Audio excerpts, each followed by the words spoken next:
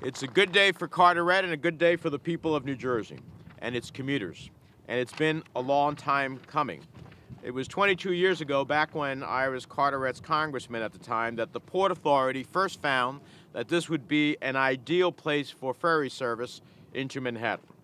So I've long known what a new ferry would mean for this community: faster commutes, greater access to jobs, better quality of life. Back in 2005, when Congress, as I said, still had earmarks, we secured a $2.4 million set-aside for the ferry project in the highway bill. In 2008, we passed a provision enabling Carteret to move unspent funds from other earmarks over to this project. So it's been a long road, but those who know me know I never give up. As a ranking member of the Senate Transit Subcommittee, I'm proud to have fought for funding for passenger ferry programs that make today's milestone possible. Today, we're proud to announce the Federal Transit Administration is awarding the borough $6 million to launch Carteret's ferry service. Now, securing this grant wasn't easy. Carteret faced steep competition from across the country. It says a lot when a town of 23,000 residents can compete and win against some of the biggest cities in the entire nation. It's a testament to the leadership as well as to the promise of this ferry project and the hard work of all of the stakeholders here today that Carteret won 10% of the total grant funds available nationwide. Ferry service will make it possible for workers in Carteret to get to Manhattan in well under an hour. Think about that.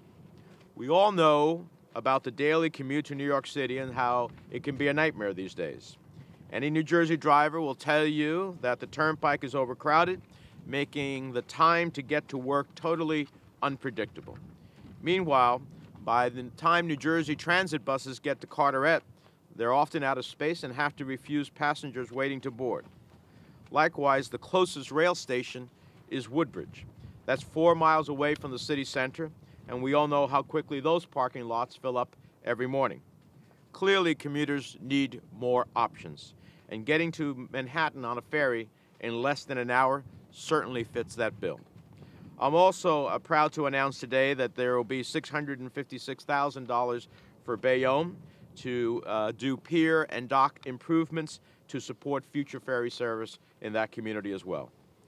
Even those who won't personally use the service will reap the benefits of cleaner air, of fewer cars on the road, of less crowding on New Jersey transit trains and buses. This ferry's benefits go beyond simply getting people from point A to point B. Transit investments are catalysts for economic development and opportunity for all.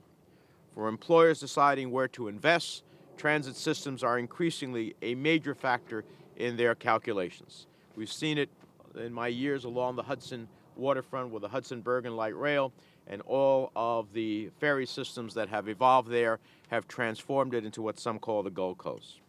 For young people who don't want to have to drive everywhere or to own a car at all, diverse transit options make New Jersey an attractive place to live. And for our growing senior population, we know that the ability to stay mobile means a better quality of life. So here's the bottom line.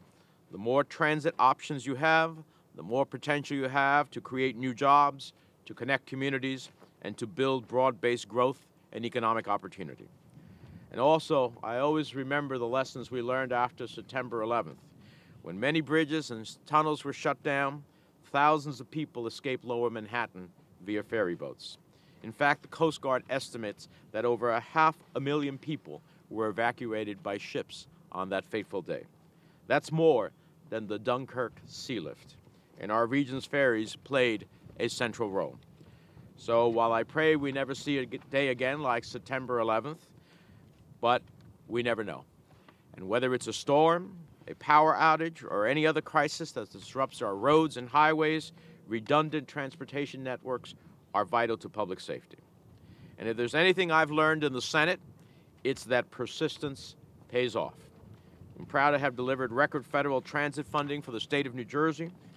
Each year, New Jersey receives over $600 million in guaranteed federal funding to repair rail lines, purchase new buses, and develop our light rail infrastructure.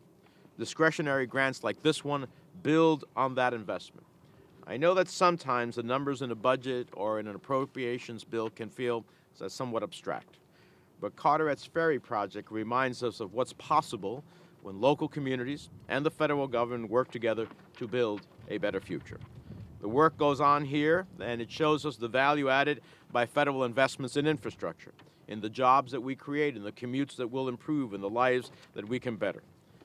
That's why in the Senate, I'll always fight to bring back federal dollars to New Jersey, and I'm glad to have leaders like Mayor Ryman and the Council and everyone here today as partners to making projects like this a reality. I can't wait to come back and take the first ride. Thank you, everybody, and it's been a great day for Carteret.